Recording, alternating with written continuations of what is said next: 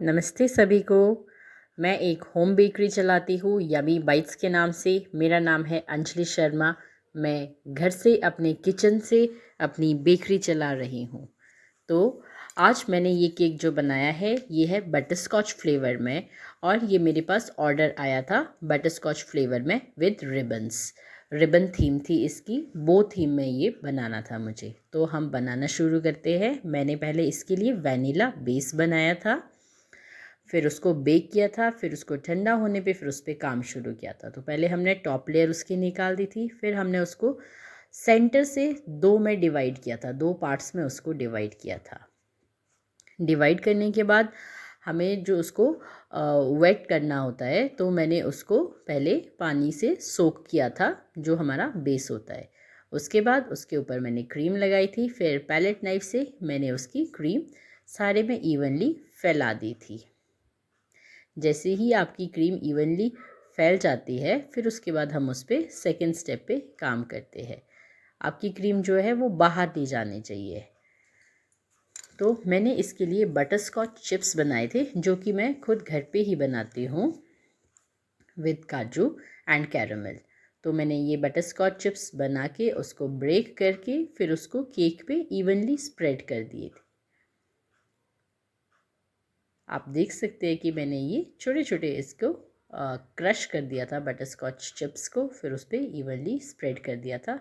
फिर हमने उस पर सेकेंड लेयर उसकी लगा दी थी केक की, उसको भी सोक करके लगाया था। वो वीडियो क्लिप शायद छूट गया है। उसको सोक करने के बाद हम उस पर आइसिंग करना शुरू कर देंगे। हम आइसिंग बैग में हम फिल करेंगे। क्रीम को बीट करते हैं हम। क्रीम जो अच्छी बीट हो जाती है, फिर हम उसको बीट करके उसको बैग में भर के, बैग के बाद हम उसे इवनली स्प्रेड करते हैं। बैग से क्या होता है, वो अच्छे से फैल जाता है, अदरवाइज़ उसको फैलाना थोड़ा मुश्किल होता है। तो जब हमारा केक आइसिंग से कवर हो जाता है, फिर हम उसको स्क्रैपर से उसको शेप देते हैं, उसको स्मूथ करते हैं। तो हम पहले स्क्रैपर यूज़ करते हैं, हार्ड वाला स्क्रैपर यूज़ करेंगे। हार्ड वाले स्क्रैपर से हम उसकी जो आउटसाइड है, जो बाहर वाली उसकी लेयर है, उसको हम स्क्रैपर से प्लेन कर देंगे, उसको सीधा कर देंगे। फिर उसके बाद हम टॉप लेयर पे काम करेंगे। टॉप लेयर हम पैलेट नाइफ से सीधा करेंगे। पैलेट नाइफ को हम घुमा के उसको सीधा करेंगे। फिर उसके बाद हम सॉफ्ट स्क्रैपर से फिर से एक बार, पहले हमने हार्ड स्क्रैपर यूज़ किया था, बट सेकेंड टाइम हम सॉफ्ट स्क्रैपर यूज़ करते हैं, जो अच्छा स्मूथ हमारे को लुक दे। फिर उसके बाद हम टॉप फिर से उसको क्लियर करते हैं। हम उसको टॉप क्लियर करते हैं पैलेट नाइफ से। आप देख सकते हो पैलेट नाइफ से किस तरह से हम उसको क्लीन कर रहे हैं। क्लीन होने के बाद हमारा ये केक आइसिंग के लिए रेडी हो चुका है। इसकी आइसिंग जो कवरिंग है वो केक की कंप्लीट हो चुकी है। अब उसके बाद हम उस पर डिज़ाइन स्टार्ट करते हैं। हमने इस पर नोज़ल लगाई है। नोज़ल के बाद हम उसे आइसिंग फिल कर देंगे, क्रीम फिल कर देंगे। क्रीम फिल करने के बाद हम उसका डिज़ाइन बना देंगे। तो हमने जो ये डिज़ाइन बनाया था, ये बनाया था N2 नोज़ल से। N2 नोज़ल लगाने के बाद हमने इसकी टॉप की वो डिज़ाइनिंग फिनिश कर दी है। उसके बाद हम केक के बॉटम में हम उसको डिज़ाइन देंगे।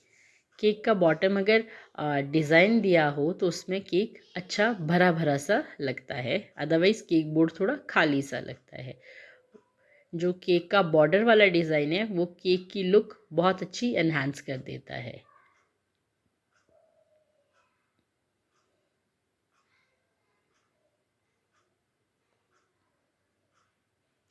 हमारा ये रेडी हो गया है डिज़ाइनिंग से। अब हम इसके लिए बो बनाते हैं। तो आप बो देख सकते हो कि मैं किस तरह से बो बना रही हूँ। आप इस बो को इसी तरह से बना से इजी वे में आप बना के सीख सकते हो। ये हमारी एक बो रेडी हो गई है। अब ये आप सेकेंड बो देखो किस तरह से हम बो बनाते हैं।